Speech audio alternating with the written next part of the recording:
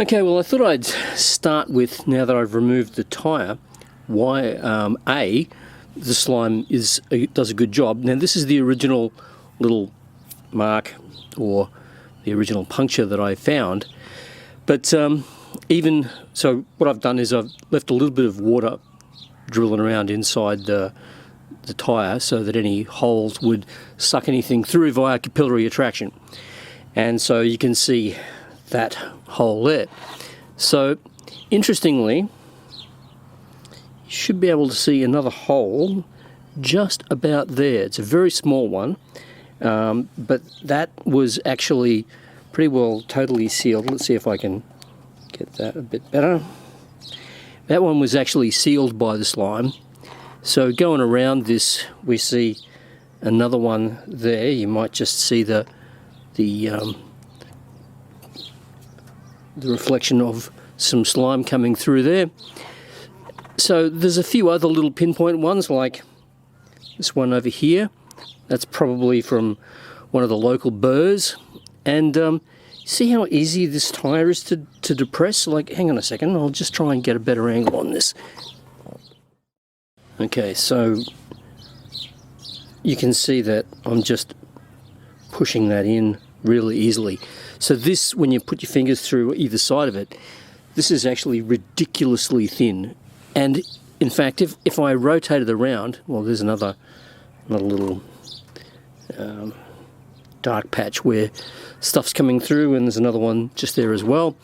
So then we've got full around, but you can see when you look in the center here that there's little marks, perhaps apparent, and that's where the two halves of the tyre are joined. There's perhaps a more obvious one there. It's hard to know what the light's doing for me here.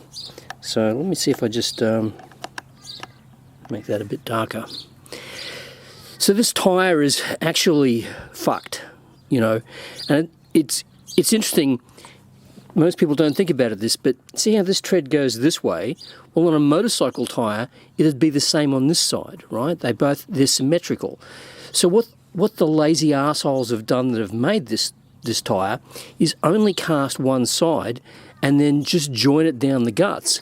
And when you actually look inside, you can see that it's just the two halves joined together with this section here, you know, showing where the two parts were joined.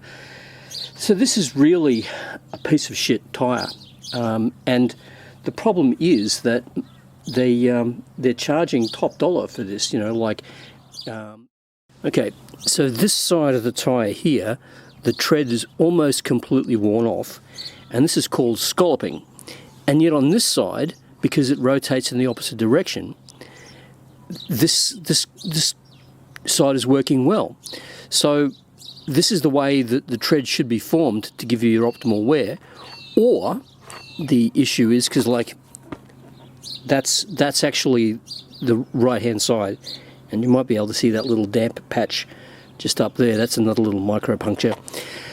Another damp patch just there. I think you should be able to see the shininess. You know, this tyre, you know, it's another damp patch there. This tyre is just complete fucking rubbish. Now, interestingly, the sidewalls are actually really strong, which is weird, and the area where you want the most amount of rubber for wear, there's fucking nothing in it. So, you know, this makes this tyre hard to fit and short wearing and prone to punctures. So if you're going to get a bike, scooter, that doesn't have solid tyres, as all of the kiddies like to think, because binary thinking is it, right? They're either pump up or they're solid, even though the McCain has got foam-filled interior tyres, which is what, you know, military spec vehicles like to use so that they don't get bullet hole punctures. If you want to have a scooter with inflatable tyres, you really do have to be using slime, because, you know, like that little guy there, he would have been a slow leak for ages. Now, the slime's actually solved this problem for me, but it's not without some cost, and it appears that the slime actually has some sort of chemical reaction to the inside of my rims, which are just straight aluminium.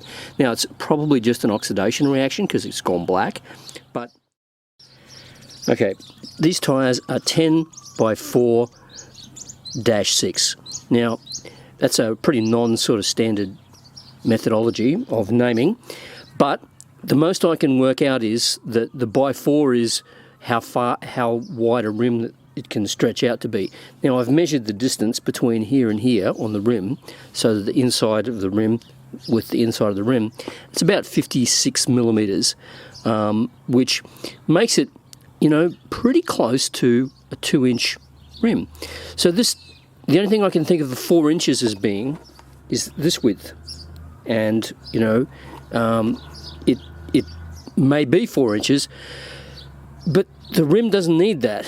So I actually think that a 10, oh, and the 6, by the way, appears to be this distance across here. So the 10 is actually not even anything useful. Let me just zoom back out a bit. The 10 appears to be the distance from the top of the sidewall to the top of the sidewall. So that distance there. Now, I found a couple of other ones on AliExpress that I think are going to fit, because they say 10 inch, but you know, I think I've got to measure the rim height, but I don't know what they actually use. And instead of being 10 by 4 by 6, they're 10 by 3.5 by 6. Now, if that's the case, they'll fit on that rim, and they're also tubeless, and they're 26 bucks, fucking delivered. So, you know,